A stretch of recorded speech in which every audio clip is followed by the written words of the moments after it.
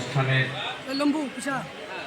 উপস্থিত হতে পেরে গর্বিত এবং আমি ধন্যবাদ জানাই আমাদের খড়গ্রাম থানার ওসি সাহেবকে তিনি আসার আমাকে সুযোগ করে দিয়েছে। আমি ধন্যবাদ জানাই আজকের এই মহতী অনুষ্ঠানের সঞ্চালক গুরুবার জ্ঞানী, তেনার নাম বলতে আমার ইচ্ছে করছে না, তিনি যেভাবে সঞ্চালনা করছেন আমি আশিস বাবুকে বলবো আমাদের সম্মানীয় বিধায়ককে যে কোনো জায়গায় আমাদের সামাজিক প্রোগ্রাম হোক তিনাকে অবশ্যই ডাকবেন। তাহলে যে জ্ঞানের কথা তিনার কাছ থেকে জানতে পারলাম, এটা কিন্তু শুধু আমার প্রয়োজন নয়, এটা সকলের জন্য প্রয়োজন। বিশেষ করে আরও প্রয়োজন আমাদের পরবর্তী যারা প্রজন্ম, তাদেরকে কিছু আমাদের এরকম জ্ঞান দিয়ে যেতে চাই। আজকে যেভাবে অ্যান্ড্রয়েডের বা সোশ্যাল মিডিয়ার যে সময় এসেছে, তাতে যে সামাজিক আমাদের কিছু যেমন অন্য দিক থেকে ভালো হয়েছে, কিন্তু সামাজিক কিছু ক্ষয় হচ্ছে। এই ক্ষয়টাকে আমাদের আটকাতে হবে।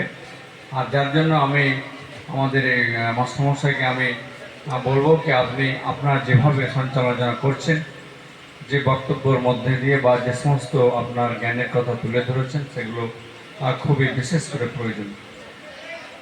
যাই হোক, আজকের এই মহতী অনুষ্ঠানের কে আলোকিত করেছেন আমাদের খড়গ্রাম বিধানসভার সম্মানীয় বিধায়ক আশিস বাবু, উপস্থিত আছেন আমাদের খড়গ্রাম থানা আইসি সাহেব, সিআই সাহেব এবং আমাদের বিএমআই সাহেব, সেই সঙ্গে উপস্থিত আছেন আমাদের একাধিক সমাজসেবী এবং আমার সামনে বিভিন্ন অঞ্চল থেকে আগত সুধীমণ্ডলী, সকলকে আমি আমার শ্রদ্ধা, আমার ভালোবাসা, সালাম ও আদাব জানিয়ে দু একটা বিষয়ে বলার যে আজকে স্বেচ্ছা যে রক্তদান শিবির বা স্বেচ্ছায় যেনারা রক্ত দিচ্ছেন, যেনারা দাতা, আমি তিনাদেরকে কর্নিশ জানাই, তিনাদেরকে স্যালুট জানাই। তিনারা কত বড় কাজ করছেন, এটা টাকা দিয়ে কিন্তু মাপ করা যায় না, এর মাপ অনেক দূর। কারণ আমরা বিভিন্ন সময়ে ডাক্তারবাবু বললেন বা আমাদের ওসি সাহেব বললেন আর কি, যে বিভিন্ন সময় যে এমন রক্তের প্রয়োজনীয়তা দেখা দেয়, সেই সময়টা আমরা যদি অনুভব করি তাহলে বুঝতে পারি কি রক্তের কি মূল্য। তখন টাকার কোনো মূল্য থাকে না, তখন যে কোনোভাবে আমার প্রয়োজনের কথাটা মনে হয় কি রক্তটা কীভাবে পাই বা পেতে পারি, বা আমার পরিবারের সেই রোগীকে আমরা সেই রক্তটা দিয়ে তার প্রাণ বাঁচাতে পারি। তো যিনারা এই স্বেচ্ছা দান রক্তদান করছেন, তিনারা মহৎ কাজ করছেন। এটা ইহকাল পরকাল দুই কালের জন্য কিন্তু তারা লাভবান। সব থেকে বেশি লাভবান আমাদের আরও হচ্ছে যে আমরা এই স্বেচ্ছা রক্তদান শিবিরের মধ্যে দিয়ে আমরা নিজেদের মধ্যে সম্প্রীতি, ভ্রাতৃত্বকে আরও মজবুত থেকে মজবুত জায়গায় নিয়ে যেতে পারছি। আমাদের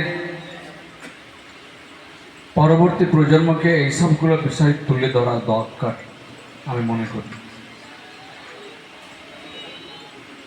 আমরা আজকে খড়গ্রাম থানার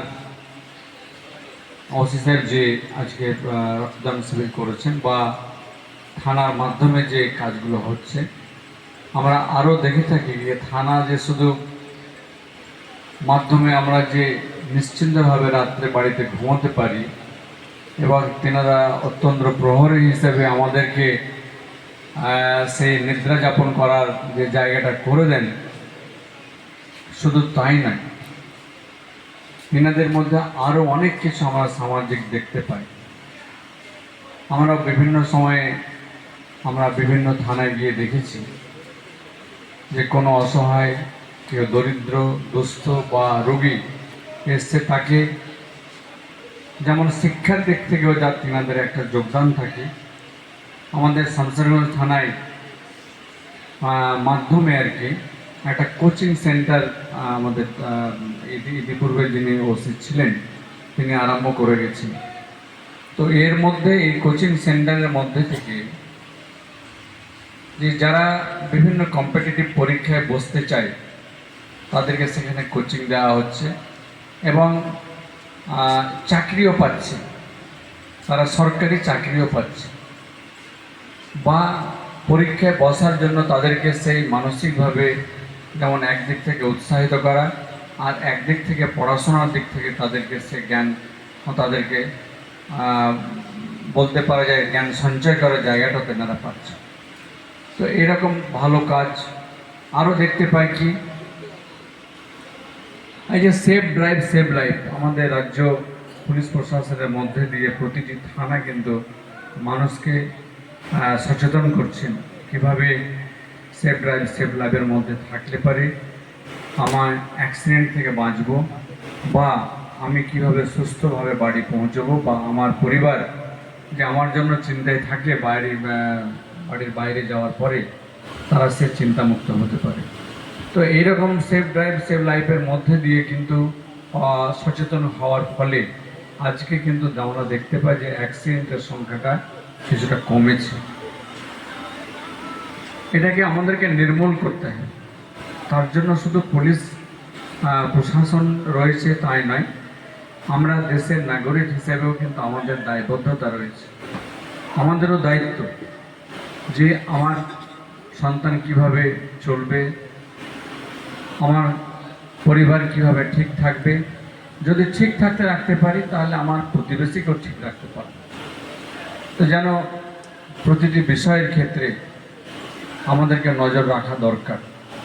তাহলে নজর রাখতে গেলে যে সমস্ত আমরা দুর্ঘটনা বা যে সমস্ত আমরা অভিযোগ শুনতে পাই সেগুলো অনেকটাই কিন্তু দূর হয়ে যাবে, কমে যাবে, অর্থাৎ আমরা চিন্তামুক্ত হব। সেই সঙ্গে আমাদেরই সন্তানরা কিন্তু তারা ভালো জায়গায় পৌঁছবে। তো এটা আমাদেরই লাভ।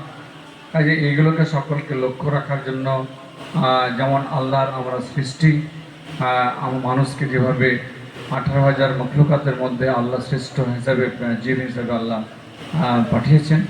তো আমাদেরও দায়িত্ব যে সামাজিক দায়িত্বটা কিছুটা যদি কিছু কিছু করে প্রত্যেকে নিতে পারি তাহলে নিশ্চিতভাবে আমাদের সমাজ উন্নত হবে, আমরা দেশও উন্নত হবে।